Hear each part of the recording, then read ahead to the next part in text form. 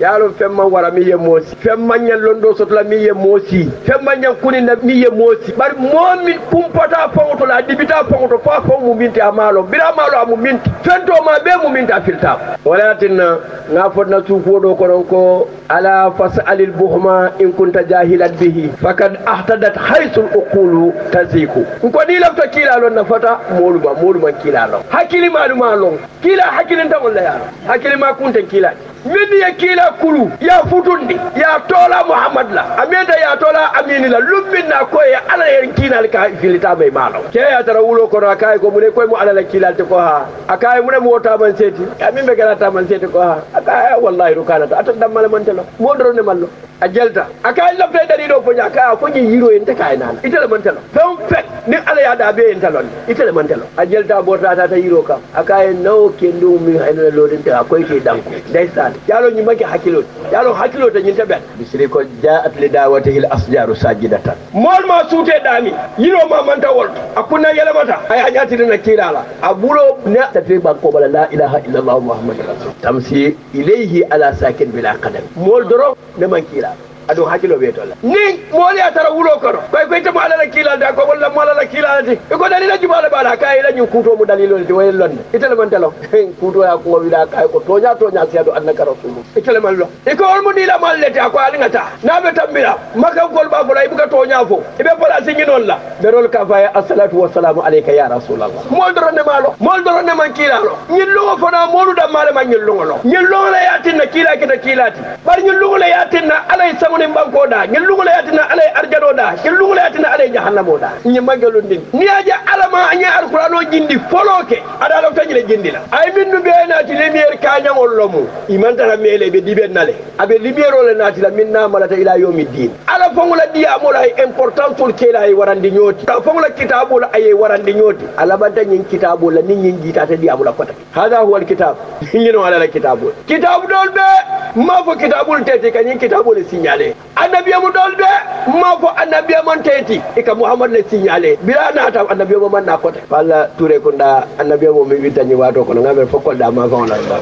touré kunda ko mo witana ko annabi mo ma bar ngalo saye fonyol ala kila daro mambe ba malaikol ya lon koy to labato mam ala ka fu fenna ala me to bula do kula fasi do wala na malaiko buka arjana dana mu ko boy jahannama ala do ko man tawti ya bula do ko la fati do ko ke parce que jangolo rupture totalo le tartanu sawni banko tema monan ka min fo mole ka mun fo ko meta duwa ngilo lam batata foital malon ko alaman sole da duwala hadi mala dana be solale ni te million la soto la duwala mi ye milliard da wonal man sugidi alay ni woto soto la duwala mi ye woto da wonal man sugidi alay ni te visa soto la duwala mi ye bulanda be wala tata den man sugidi alay hadi ma ala dana be solale wa mala rububiyyato le bara lafita yala uluhiyyato lo kabunda ala batu hadi ma batu abe balundila abe firindila abe sola dingula be sola kodola na meta dumbe soto le babe tula jayeta fe ja koy bar nam mafo ngoy nital bela bat mone ma je badi won ni kaf ñol ni la mu tol yesiti na yesamba ñana ngina fo en koy nital bela bat wotu man na duwa ko to mu minti kayita dila jiki do to muri to da bara mun jikoti hanim be da di ben sola le bar tol ñante te dan dar ka tite ko la jiki tembu ruptirol na ta soto duniya ning sango tema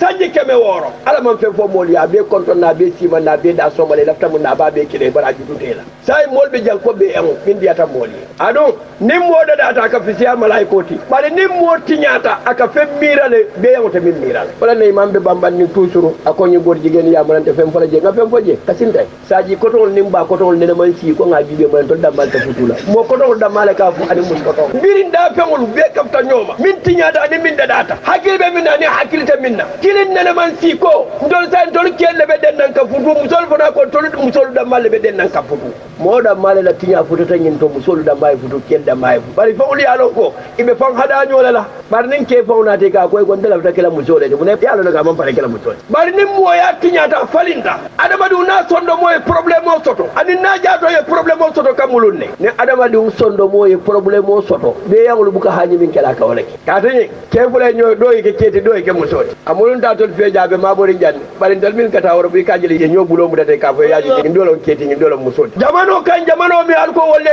do soto alko wolle civilisé ta alko wolle hakili mayata alfaliya mira ko wolu lafta minna hani alama la fala wala be kala ya rafanka karan aninka kunin aninka kanaman ke kinin ntol yanna kuni mo tujele mimu dinoti nanna kuni mo tujele mimu jikoti nanna kuni mo tujele min munna alfa la tañato tay kuwo kuna bota na oropum fe wala mo kesot ni amo jimba go ga kar kunin tale wala ma yebola ta mu minti tuwabol mu minti ala ta kala wolti pour ka fa kunin tale ayatra wodu mo abe sinol watuma ni alqur'ano be jilana wato min na wala tara ba go kan ayatra konkota molla ayatra min dota molla bar molla mo yala jakka tebulu fadi be ya dunda nyokono fo be wol fitiyata mol laylatu badi nuzulil qur'an ala qalbi sayyidina muhammadin sallallahu ta'ala alayhi wa sallam ka fo moliye luminna kila jibril ditana kan haru hira ayatra kila detata mi ya kila deta molu kenya nini molu man ku ila kenya kai kela kenya la bule ya bule aka jariya ni naita si wulo ko ne kun kinu wala ka soni yeni mol nyaay ben tiloka atata wodin ko kono ameta je ala ko jibril ya kai ko ta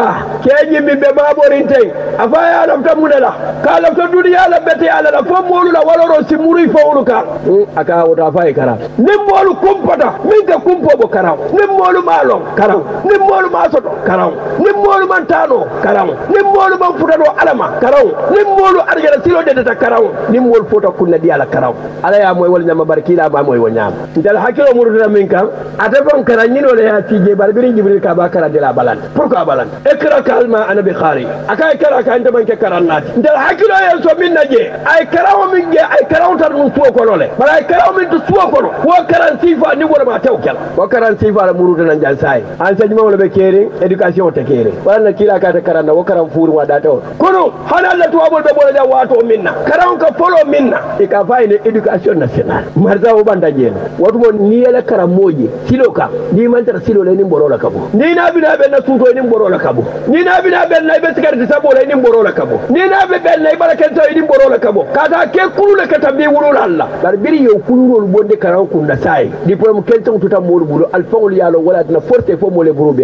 ya forte sai minna diplôme siya bate ti hakilo tuat a hakilo sila fila do ya leti adu ita hakili ma yandi no lay fembe ba koy ko de iko fontere na bu da moya ko na si moya tinya na bu da dino ko na si dino tinya albe yalo na dina toto bimbe kerim bi kuru wata kerim adu wallahi birin diplôme tiyol yesem bulu dino ko na dino bulu tam bulu la to ma bo dino e wallahi ala sedi atala toto bebe misrol ni jaawol kon min ye kinje diplôme tiyol birin molbe kururi molbe ala da ma nyinola molbe la firin sama bete ala ayatinna nimmu lafta ala lay da molbe la fila nyola molye jo buja e jo kuliya man toto nya sot birin diplôme tiyolu nata ya mira diplôme londo la ta diplôme mu karangole e jojo nat mol wanya nyo sabala min ne kalma mol tara nyo kurfe nyola walla e ka kawan la tara nyo kurfe nyola walla ha muna ne yalla masalo ke ima fo yalla masalo ko yalla masalo ke ni abe ka fnyo fa la masalo du mutkasilati ba asita le kelala jamano min karawni londo le katra kila solo da wala bara wuluta jamano le ko karawo bi je londi tiji amanda ko wo karan sifala wala na jibril ka ba karan dila kai ma anabi kare inte o karan saltere o tula jel ko nan dati ekira ma anabi kare lafta londo la bar londo min ben kala moti lafta walla lafta londo la londo bi bati nan ta sonna nga sujidi yiroye nda sonna nga sujidi beroye nda sonna adama duwe kenye balsati nga ala tuje dafta londi sifala bar ko londo bi tunna suwo ko non d'accord la wala ndombi moti jam min ka sujidi beroye bar momo fembe buli ka sujidi way min kela bere ti wala bero mo kala say mbe berol min jirol fijele be ka sujidi ko dole kono beroye min tinya molu la balwo kono jalam batola yiroye min tinya molu la balwo kono jalam batola bi kodo e wala tinya molu la balwo kono ado kodo wona telephone mol si betea kodo wona telephone mol la hajo si jara mol ya yele mandi ya ke ala ti be da kota kataba ala kilinde be kedi mobe ka min bat wala kodo la ilaha illallah ana ta dalaro kama bar ku kata buri wala yatinna to be koto la nya alqur'ano te koto nola ay kunun talu dada ye taraminto bi bol buruto wala to anna tara system wol fata wala na kila ko karanti fante anta kala karaw min be jongo kala jondo la jongo tinta d'accord la amuruta katanna khadija to noma way mo karande minna muso na ko fata la bun kon adim folo kaka ke malati adim folo moldi wala folo ka respecter mobe wala kala kuma moy mobe momo e pare be nyin ci o mi do jela muso ko e be nyin bay karde dun wala na yow dun problème mo minti nyante ko dun muso min bulu muso jumala mo nyanta kala muso hakili malati mi ye duniya long aye samo long adu alafte la bete al ada wonta da malaiko bula karata na nata kadija to kay ko muna ma kay daga fenje bir wulu tan nene moje kay muna ma kay jibril kenya tata ko ga kara kay ko wonta to karawti fakala kay kana fayi to karanti fa kala ko karawol systemol man kilinde karandir la dole nata ko murwa fe ja fayi bo muna karanna ya jube fani nyi maka systemo mu kilinde dadi maka systemo mu kilinde ani man kara wol ka ko hakilta musola ni muso préparer na hakilo diya tebulu amane ta akaye to nyala bira buruta ya je akaye ikra amma fa inta karanna baraka be muna karanna akaye ikra bi ismi rabbika jankalo wol maje kitab dot adun nu hatol be sire ikra isma rabbika ani ikra bi ismi rabbika nta fe fota dula bi je ikra isma rabbika imario to kara hali bari bi ismi rabbika karan bari ni be karanna loybe min karanna karan folo imario tola ni imario lo mimmate kadu moto nyanta kala fangolati wala na kila amalla fi to kurungola amalla fi nyelanna amalla fi suntu kunna amalla fi nyamo konola moto nyanta kala fangolati moto kati balo si hakilo tuwa nana tabeti ya osimu tere bari bolo na minna nim fatu ya bayi ni kai fatu abuke dango akafo nto mu efule nto mu binetlet nilla bili ya bayi akafo nto mu lebusile mo ba bayila abala ta man selu bayila to kendo nyanta mu karandilal fo take kendo wala yatina walillahi alasmaul husna ala lafta moli ya sute ada madingo ya lon to kendo la niya moy ko akoy bar sey kan kiri nyina la ni wo mu to jewoti yaw min lo wonta de ayela mata to ka fen juye mo la balwo kono bi ismi rabbika karan man ala fololo ni ala lo minti nyata ni ala lo akada dale min da data ni ala lo aka kantale mo la ta kala duniya ko mo betoti fo yeke ala mot ni manke ala mot yeke sori la ma fallo ka wala ka dafa tabe mana mayela waye xamul maye yalla rek xam maye daf lay jangal fi nga wara tambali njeke ko ci say ñaari wajur